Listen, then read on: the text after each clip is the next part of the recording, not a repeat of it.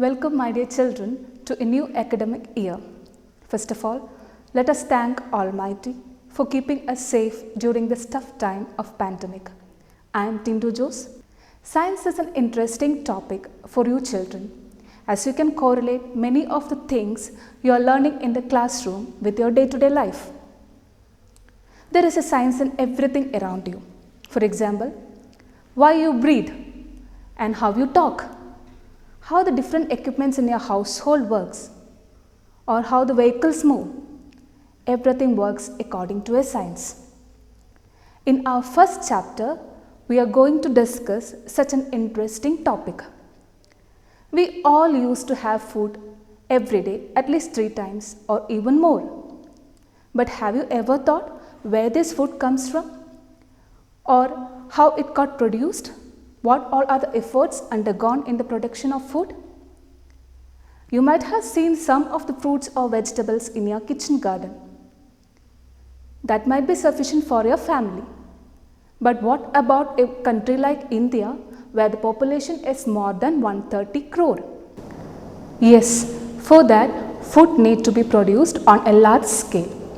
To distribute food for a large population, there should be regular production, proper management and timely distribution. Our first chapter is all about that is crop management and production. Earlier, let us see the mind map of our chapter 1, crop production and management. In this chapter we have seen we are getting food from plants and animals. The art of growing plants for crop production, it is called agriculture. Whereas the art of rearing up animals for human needs, it is called animal husbandry. We rear animals for egg, meat and milk. And coming to agriculture, under this topic we have seen what is a crop, what are the different types of crops. Based on the season on which these crops are cultivated, we have got 2 types of crops, that is kharif crops and rabi crops. Kharif crops are cultivated during rainy season, whereas rabi crops are cultivated during winter season. Next we have seen what are the 7 basic crop production practices that we are following. We have got 7. They are preparation of soil, sowing, adding fertilizers and manures, irrigation, protecting from weeds, harvesting, storage. Children, we will see in detail about each of this step in our upcoming slides. Dear students, we have already seen the mind map of first chapter, crop production and management. In this presentation, we will see a bit more about each of the topic we have discussed in mind map in detail. What is a crop?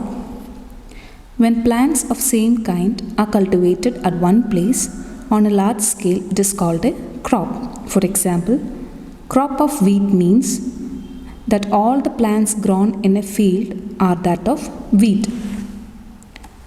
We have got 2 types of cropping pattern according to the season in which the crops are being grown.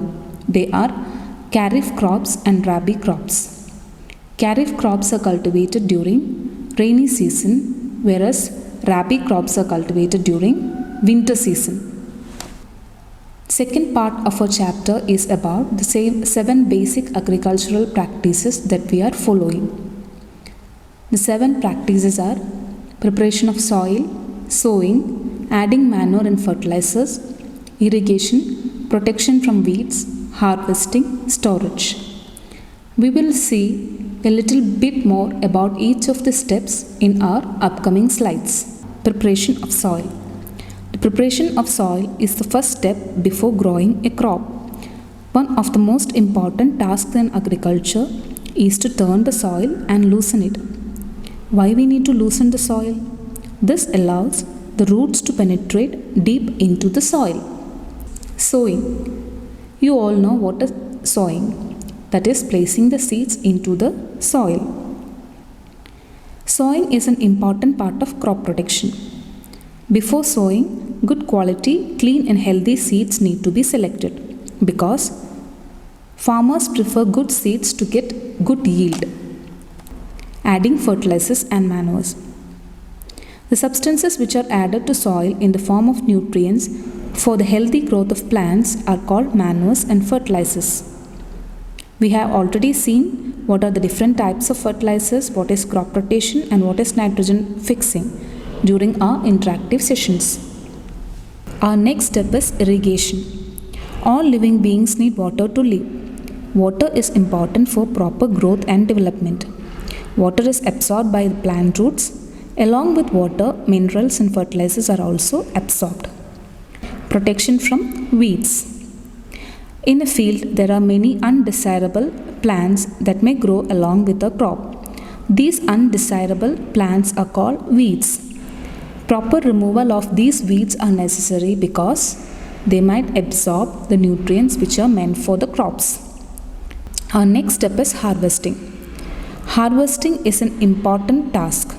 The cutting of crop after it is mature, it is called harvesting. Storage. Storage is an important task when it comes to large scale production. If harvested grains are to be kept for longer time, they need to be safe from moisture, insects, rats and other microorganisms. So hope you got a clear idea from this presentation regarding the 7 basic agricultural practices that we are following. Thank you.